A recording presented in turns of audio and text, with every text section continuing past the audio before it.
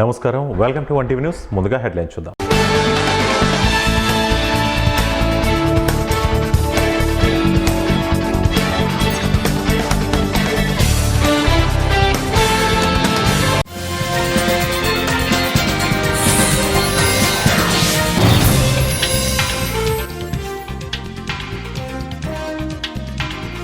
హైదరాబాద్ నుంచి పారిపోయేందుకు యత్నం, gold man సూర్యాబాయ్ arrest.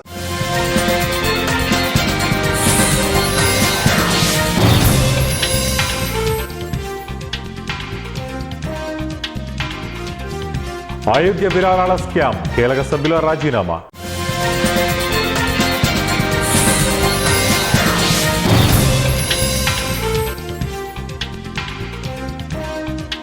Sai Krishna lockup death case, పోలీసుల అదుపులో సిఐ నాగరాజు స్నేహితుడు.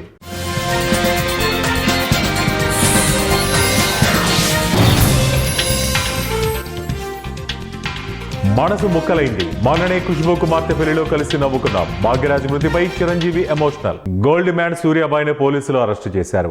హైదరాబాద్ నుంచి షాద్ నగర్ పారిపోతుండగా పోలీసులు పట్టుకున్నారు. తక్కువ ధరకే బంగారం ఇప్పిస్తామంటూ అమాయకులను సూర్యాబాయ్ బురిడీ కుట్టించాడు. తమ డబ్బులు తిరిగి ఇవ్వాలని అడిగితే ఏకంగా బాధితులపై కేసు పెట్టాడు. చివరకు అసలు రంగు బయటపడడంతో పారిపోయేందుకు ప్రయత్నిస్తుండగా గోల్డ్ మ్యాన్ ను పోలీసులు అదుపులోకి తీసుకుని విచారిస్తున్నారు. దేశవ్యాప్తంగా సంచలనం సృష్టించిన అయోధ్య రామమందిర విరాళాల దుర్వినియోగం కేసులో కీలక పరిణామాలు చోటు చేసుకున్నాయి. కోట్లాది మంది భక్తులు సమర్పించిన కానుకలు దుర్వినియోగం అయ్యాయన్న ఆరోపణల నేపథ్యంలో అయోధ్య రామమందిర trust general secretary Champat Rai తన పదవికి రాజీనామా చేశారు. ఆయనతో పాటు ట్రస్ట్ సభ్యుడు అనిల్ మిశ్రా కూడా బాధ్యతల నుంచి తప్పుకున్నారు. ఈ పరిణామం దేశవ్యాప్తంగా తీవ్ర చర్చకు దారితీసింది. దర్యాప్తులో భాగంగా ఇప్పటికే చంపత్ రాయ్ వ్యక్తిగత డ్రైవర్ టిన్ను యాదవ్ను పోలీసులు అరెస్టు చేశారు. అతనితో పాటు మరో 8 మందిని ఉత్తరప్రదేశ్ ప్రభుత్వం ఏర్పాటు చేసిన ప్రత్యేక దర్యాప్తు బృందం అదుపులోకి తీసుకుని విచారిస్తోంది. ఈ కేసులో అణుకల్స్ మిశ్రా, లవకుష్ మిశ్రా, అవినాష్ శుక్లా, టిన్ను యాదవ్, మనీష్ యాదవ్ తదితరుల పేర్లను ఎఫ్ఐఆర్లో చేర్చారు. భారతీయ న్యాయ సంహితలోని సెక్షన్లు 306, 316/5, 317/4, 317/5, 613/5 కింద కేసులు నమోదు చేసి సిట్ దర్యాప్తు కొనసాగిస్తోంది. దర్యాప్తు సంస్థల ప్రాథమిక అంచనాల ప్రకారం రామ మందిరానికి భక్తులు సమర్పించిన 200 కోట్లకు పైగా విరాళాలు గల్లంతైనట్లు ఆరోపణలున్నాయి. హుండీలో పడిన నగదు, విలువైన కానుకల నిర్వహణలో తీవ్ర అవకతవకలు జరిగినట్లు విచారణలో వెలుగులోకి వస్తున్నట్లు సమాచారం. రాష్ట్ర వ్యాప్తంగా సంచలనం సృష్టించిన సాయి కృష్ణ లాకప్ డెత్ కేసులో సిట్ విచారణ కొనసాగుతోంది. పరారీలో ఉన్న సిఐ నాగరాజు స్నేహితుడు సురేష్ ను సిట్ అధికారులు అదుపులోకి తీసుకున్నారు. సాయి కృష్ణ లాకప్ డెత్ తర్వాత మృతదేహాన్ని మాయం చేసిన వ్యవహారంలో సురేష్ కీలకంగా ఉన్నారు. లాకప్ డెత్ అనంతర పరిణామాలపై సురేష్ ను సిట్ అధికారులు ప్రశ్నిస్తున్నారు. సాయి కృష్ణను లాకప్ డెత్ చేసిన తర్వాత సిఐ నాగరాజుకి సురేష్ సహకరించినట్లు గుర్తించారు. పోలీసులు విధుల్లో సురేష్ జోక్యం, నాగరాజుతో ఉన్న సంబంధాలపై ఆరా తీస్తున్నారు. సాయి కృష్ణ లాకప్ డెత్ తర్వాత కుటుంబ సభ్యులతో సురేష్ రాయబారంపై సిట్ అధికారులు దృష్టి సారించారు. పరారీలో ఉన్న 2 పోలీసుల కోసం ఏర్పాటైన ప్రత్యేక బృందాలు హైదరాబాద్, బెంగళూరుకు వెళ్లాయి. ఇప్పటికే హెడ్ కానిస్టేబుల్ అశోక్, జంగం నాని ఇళ్లకు నోటీసులు ఇచ్చిన సిట్ అధికారులు విచారణకు హాజరు కావాలని ఆదేశాలు జారీ చేశారు. వారిద్దరి కోసం గాలింపు కొనసాగుతోంది. ఈ కేసులో మరికొందరి పాత్రపై సిట్ అధికారులు ఆరా తీస్తున్నారు. DCP Krishnakant Patel, task force ADCP Latha Kumari, ACP మానసతో వేర్వేరుగా మాట్లాడారు. సాయి కృష్ణ నేరాలపైన సిట్ అధికారులు దృష్టి సారించారు. ప్రముఖ దర్శకుడు, కథా రచయిత, నటుడు కె భాగ్యరాజు మృతిపై సినీ ప్రముఖులు దిగ్భ్రాంతి వ్యక్తం చేస్తున్నారు. మెగాస్టార్ చిరంజీవి, విక్టరీ వెంకటేష్ తమ సోషల్ మీడియా వేదికగా ఎమోషనల్ ట్వీట్ చేస్తూ ఆయనతో ఉన్న అనుబంధాన్ని గుర్తు చేసుకున్నారు. కేవలం 2 రోజుల క్రితమే గోవాలో జరిగిన ఖుష్బూ కుమార్తె పెళ్లి వేడుకలో కలిసి నవ్వుతూ సరదాగా గడిపామని, ఇప్పుడు ఆయన మరణ వార్త వినడం నమ్మలేకపోతున్నారని ఎమోషనల్ అయ్యారు. చిరంజీవి ఎక్స్ వేదికగా ట్వీట్ చేస్తూ, నా హృదయం ముక్కలైంది. ఈ వార్త నన్ను తీవ్రంగా కలిచివేసింది. మాటల్లో చెప్పలేనంత షాక్కు గురయ్యాను. మొన్నటికి మొన్న గోవాలో జరిగిన ఖుష్బూ కుమార్తె పెళ్లి వేడుకల్లో కలిసి పాల్గొని నవ్వులు పంచుకున్నాం. భాగ్యరాజ్ గారు ఎంతో ఉత్సాహంగా కనిపించారు. ఈ ఉదయం ఆయన మరణ వార్త విని నమ్మలేకపోయానంటూ ఎమోషనల్ అయ్యారు. అద్భుతమైన దర్శకుడు, అసాధారణమైన స్క్రీన్ ప్లే రచయిత, ప్రతిభావంతుడైన నటుడిగా భారతీయ సినీ పరిశ్రమకు భాగ్యరాజ్ చేసిన సేవలు చిరస్మరణీయమని ఆయన పేర్కొన్నారు. భాగ్యరాజ్ కుటుంబ సభ్యులకు తన ప్రగాఢ సానుభూతిని తెలియజేస్తూ ఈ తీరని లోటును భరించే శక్తిని దేవుడు వారికి ప్రసాదించాలని చిరంజీవి ప్రార్థించారు. నాగర్ కర్నూలు జిల్లా బల్మూరు మండలం అనంతవరం గ్రామ సమీపంలో మూలమలుపు వద్ద బైక్, టీవీఎస్ ఎక్సెల్ 2 బైకులు ఢీకొని 4 తీవ్ర గాయాలయ్యాయి. ఇద్దరి పరిస్థితి విషమంగా ఉంది. వారిని ప్రభుత్వ ఆసుపత్రికి తరలించారు. చికిత్స పొందుతూ అనంతవరం గ్రామానికి చెందిన శ్రీనివాస్ మృతి చెందాడు. లింగాల మండలం అమ్మడిపల్లి గ్రామానికి చెందిన వ్యక్తులుగా పోలీసులు గుర్తించారు.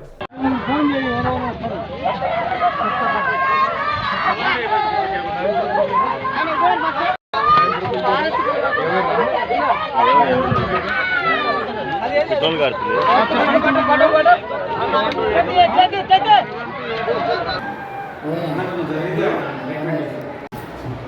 పేరు ఏం పేరు ఈయన పేరు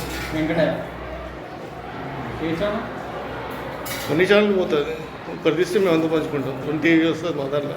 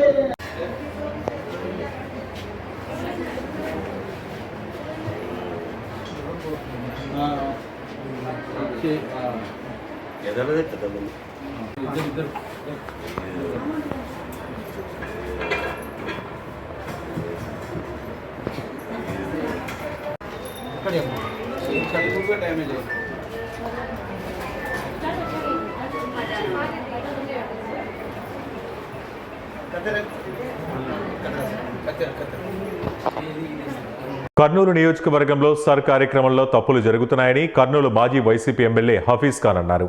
ఈ కార్యక్రమంలో జరుగుతున్న తప్పిదాలపై నగరపాలక సంస్థ కమిషనర్ చల్లా ఓబులేస్కి మాజీ ఎమ్మెల్యే వినతి పత్రం అందజేశారు. అనంతరం మీడియా సమావేశంలో హఫీజ్ ఖాన్ మాట్లాడుతూ సర్ కార్యక్రమంలో ఇప్పటి వరకు 63% మాత్రమే అయిందన్నారు.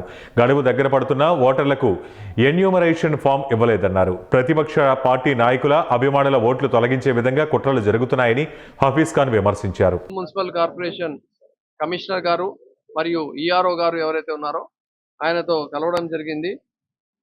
ఈ ఎస్ఐఆర్ సూపర్ 6 లోపాలు మీ అందరికి కూడా వివరించాలని చెప్పి మీ ముందుకు రావడం జరిగింది. ఈ ఎస్ఐఆర్ సూపర్ 6 లోపాలు ఏమంటే ఎన్యూమరేషన్ ఫామ్ డిస్ట్రిబ్యూషన్ ప్రాసెస్ ఈ రోజుకి 13 రోజులు అయిపోయింది. ఉండేది 17 రోజులు మాత్రమే. దాంట్లో కూడా working days, non working days, leaves, ఇంకో వేరే సమస్యలు, ఆ పనులు ఈ పనులు అని చెప్పి ఉంటాయి. ఈ రోజు వరకు సార్ చెప్పిన ప్రకారంగానే తీసుకుంటే కూడా 63% మాత్రమే ఎన్యూమరేషన్ ఫామ్స్ ఇవ్వడం జరిగింది. అంటే దాదాపు 40% మనుషులకి ఇప్పటికీ కూడా ఎవరైతే ఓటర్లు ఉన్నారో 2024, 2025 లిస్ట్లో ఎవరైతే ఓటర్ ఉన్నారో వాళ్ళకు 40% మందికి ఈ రోజు కూడా ఎన్యూమరేషన్ ఫామ్ అనేది వాళ్ళ చేతికి రాలేదు. చాలా తక్కువ సమయమే మిగిలి ఉంది. రెండో విషయం ఏమంటే ఎన్యూమరేషన్ ఫామ్ ఇచ్చిన తర్వాత ఫామ్ ఫిలప్ అయిన తర్వాత అప్లోడ్ చేసే ప్రక్రియలో కూడా 5-10% కూడా అప్లోడ్ కాలేదు అనేది ఇది మేము కమిషనర్ గారి దృష్టికి తీసుకొని రావడం జరిగింది. అలాగే ముఖ్యంగా చూసుకుంటే ఇది ఎంత ఎందుకు చెప్తున్నామంటే ఎక్కడో చోట తెలుగుదేశం పార్టీకి వ్యతిరేకమైన పార్టీలు, అది వైఎస్ఆర్ కాంగ్రెస్ పార్టీ ఉండొచ్చు, ఇంకో పార్టీ ఉండొచ్చు, ఆ ఓటర్ల జాబితాలో తారుమారు అయ్యే పరిస్థితులు రావచ్చు అని చెప్పి ఆయనకు చాలా స్పష్టంగా చెప్పడం జరిగింది. మీరు చెప్పొచ్చు ఏందన్నా మీరు వస్తారు వైఎస్ఆర్ కాంగ్రెస్ పార్టీ నాయకులు ఊరికే బురద చెల్లి వెళ్ళిపోతారు చెప్పేస్తారు అని చెప్పి. నేను మీకు చాలా స్పష్టంగా చెప్తున్నా 2002 ఓటర్ లిస్ట్లో ఆ రోజు కూడా తెలుగుదేశం పార్టీ గవర్నమెంటే, ఈ రోజు కూడా తెలుగుదేశం పార్టీ గవర్నమెంటే. సాక్షాత్తు మా అమ్మ మా నాన్న పేరు లేదు. అంటే మా నాన్న ఒక యాక్టివ్ కాంగ్రెస్ పార్టీ లీడర్ ఆ రోజు 2002లో, ఆయనదే పేరు లేదు. అంటే ఇప్పుడు జరుగుతున్న ఈ ఎస్ఐఆర్ లో కూడా చాలా మంది ఏదైతే తెలుగుదేశం పార్టీకి వ్యతిరేకంగా ఉన్న పొలిటికల్ పార్టీ లీడర్స్ ఉండొచ్చు, సానుభూతి పరులు ఉండొచ్చు, వాళ్ళ ఓటర్లు గల్లంతు చేసే విధంగా కూడా ప్రభావితం చేసే పరిస్థితి ఉంది అనేది కూడా చాలా స్పష్టంగా కమిషనర్ గారికి తెలియజేయడం జరిగింది. నాగర్ కర్నూలు జిల్లా కల్వకుర్తి డివిజన్ పరిధిలోని ఊరుకొండ మండలం రేవల్లి గ్రామంలో అమానవీయ ఘటన చోటు చేసుకుంది. దారి కాచి బైక్ను అడ్డగించి చేతబడి చేస్తున్నాడనే అనుమానంతో పదునైన మారణాయుధాలతో కర్రోళ్ల యాదవ్ అనే వ్యక్తిని అతి దారుణంగా నరికి చంపిన ఘటన రేవల్లిలో చోటు చేసుకుంది. హతుడు యాదయ్య కుమార్తె శివమ్మ మీడియాతో మాట్లాడుతూ గ్రామంలో అందరూ కలిసిమెలిసి ఉండేవారని, ఇంటెనక ఉన్న జంగిలమ్మ అనే మహిళ కూడా మంచిగా ఉండేదని, గత కొంతకాలంగా గ్రామంలో కొంతమంది చనిపోవడానికి యాదయ్య కారణమని, గ్రామంలో జంగిలమ్మ ప్రచారం చేయడంతో తమ కుటుంబంతో గ్రామస్తులు మాట్లాడకుండా ఉన్నారని తెలిపారు. మూఢనమ్మకంతో ఒకరికొకరు చెప్పుకొని కొంతమంది తమ తండ్రి మీద అనుమానం పెంచుకున్నారన్నారు. ఎలాగైనా యాదయ్యను చంపాలని బైక్పై వస్తున్న తమ తండ్రిని దారి కాచి హత్య చేశారని వాపోయింది. ఇంతకుముందు మాతో పాటే ఉంటుండే, మా ఇంటి దగ్గర 24 hours మా ఇంటి దగ్గరనే ఉంటుండే ఆమె.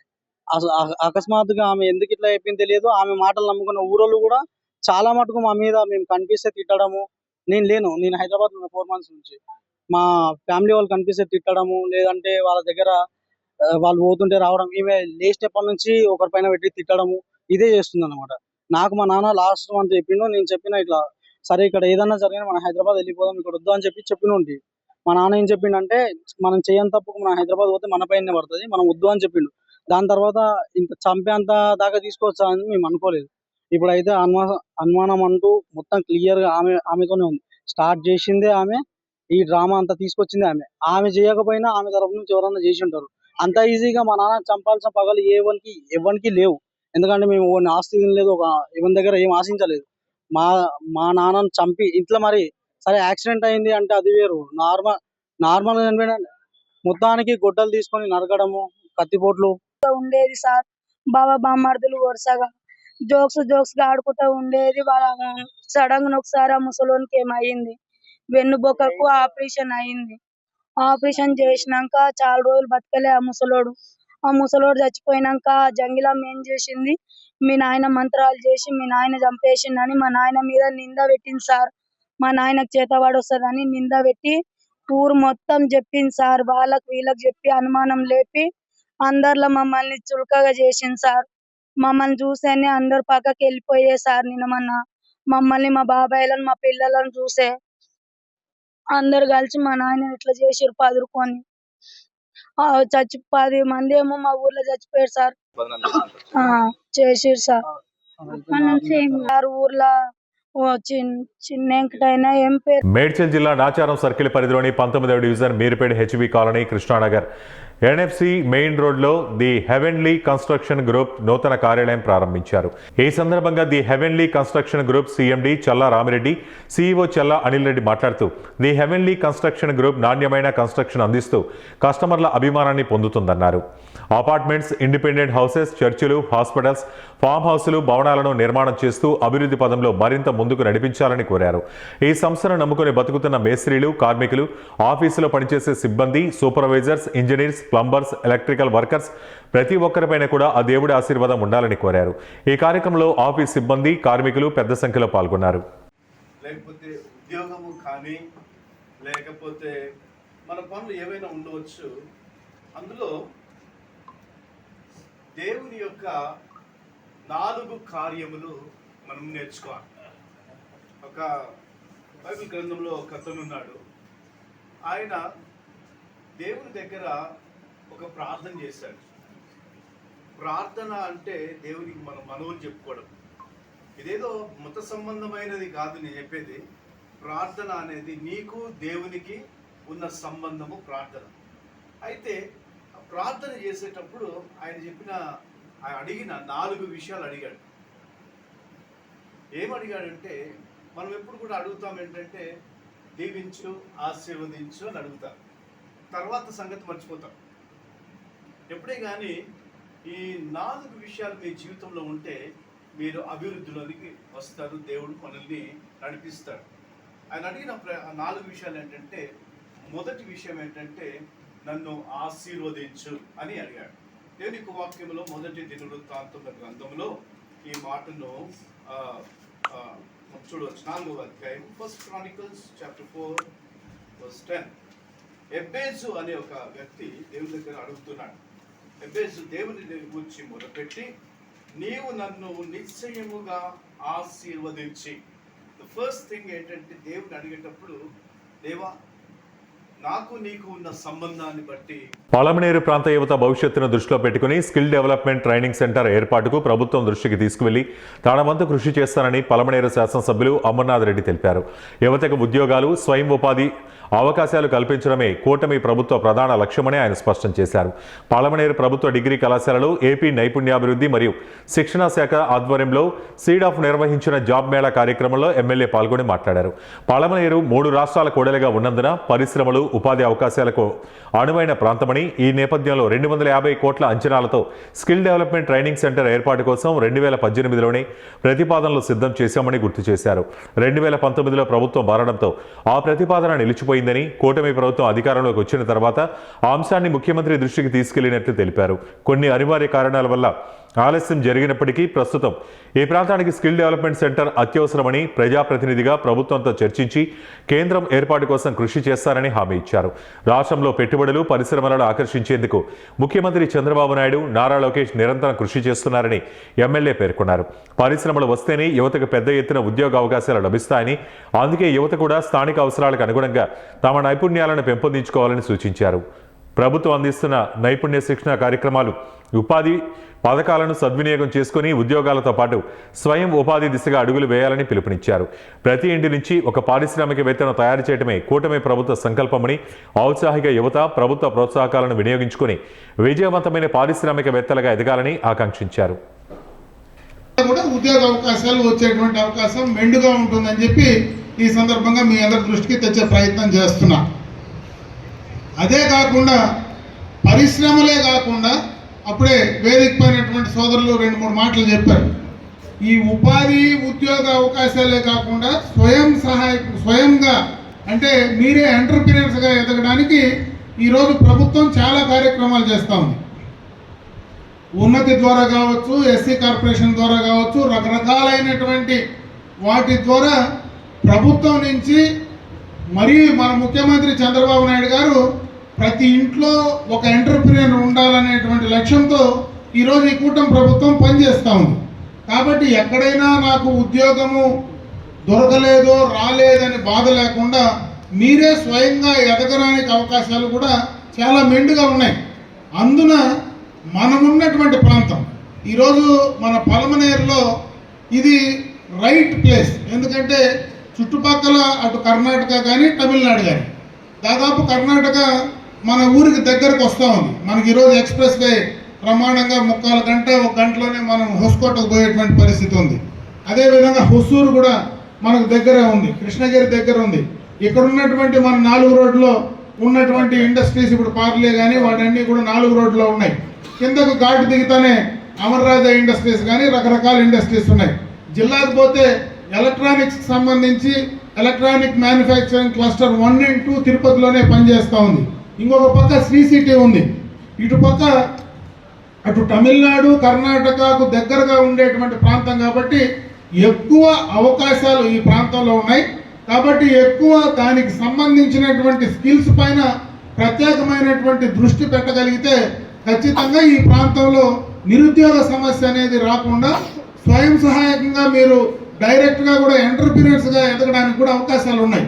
ఈరోజు మన పలమనేరులోనే బైపాస్ పక్కనే మనం ఈ కూటమి ప్రభుత్వం ద్వారా దాదాపు 1 కోటి రూపాయలతో ప్లగ్ అండ్ ప్లే కింద, అంటే కన్స్ట్రక్షన్ కూడా దాదాపు మనమే పూర్తి చేసి రెడీ. మీరు ఏమైనా ఒక పరిశ్రమ పెట్టాలన్నా చిన్నపాటి మన ఆర్టిఫిషియల్ ఇంటెలిజెన్స్కి సంబంధించో లేదంటే మనకు కావాల్సినటువంటి ఏ రకమైనటువంటి అవకాశాలు మనకు ఉన్నాయో దానికి సంబంధించినటువంటి బిల్డింగ్ ఫెసిలిటీతో కూడా డైరెక్ట్గా కట్టి మీ చేతికి ఇచ్చేటువంటి అవకాశం ఉంది.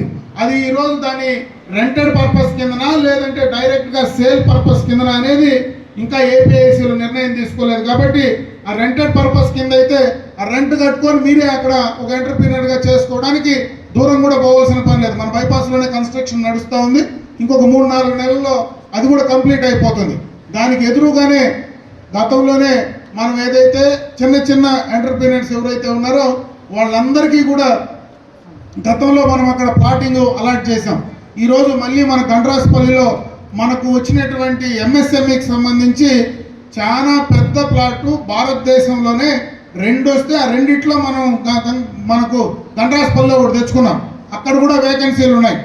మీరు ఎవరైనా చేసుకోగలిగితే తక్కువ ఇన్వెస్ట్మెంట్తో అక్కడ మీకు డైరెక్ట్గా చేసుకోవడానికి కూడా అవకాశాలు ఉన్నాయి. కాబట్టి దాన్ని కూడా మీరు సక్రమంగా వాడుకోమని చెప్పి నేను ఈ సందర్భంగా మీకు చెప్పే ప్రయత్నం చేస్తాను. ఇదేంటంటే మేము ప్రతి మండల హెడ్ క్వార్టర్స్ లో కూడా ఒక సీడాప్ తరఫున ఒక జేసీఓ అనే వాళ్ళు ఉంటారు.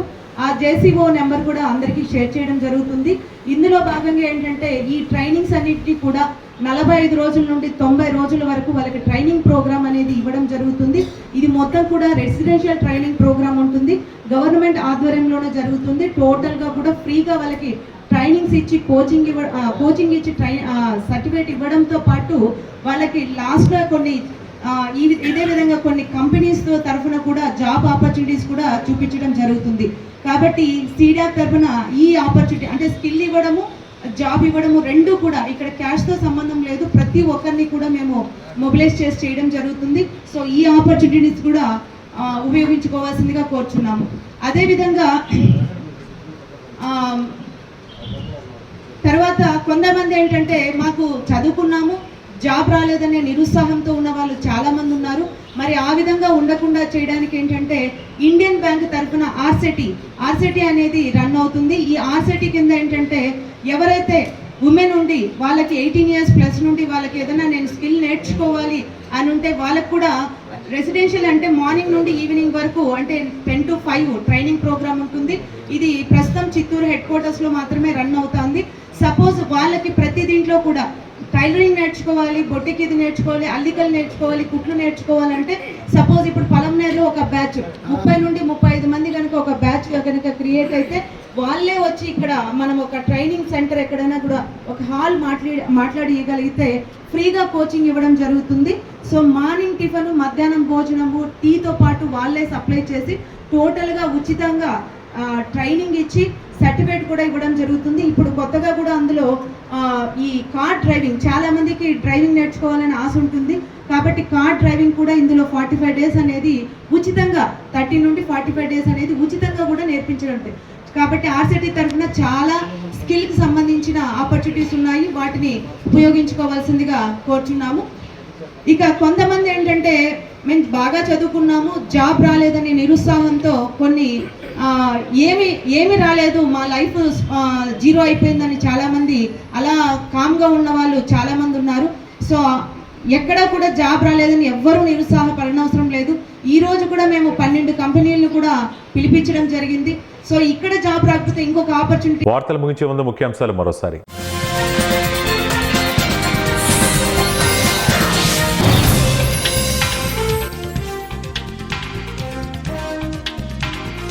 హైదరాబాద్ నుంచి పారిపోయేందుకు యత్నం, gold man సూర్యాబాయ్ arrest.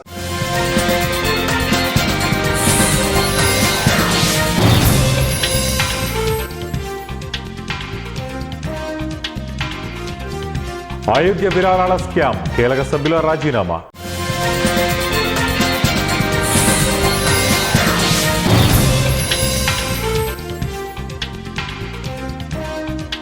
Sai Krishna lockup death case, పోలీసుల అదుపులో సిఐ నాగరాజు స్నేహితుడు.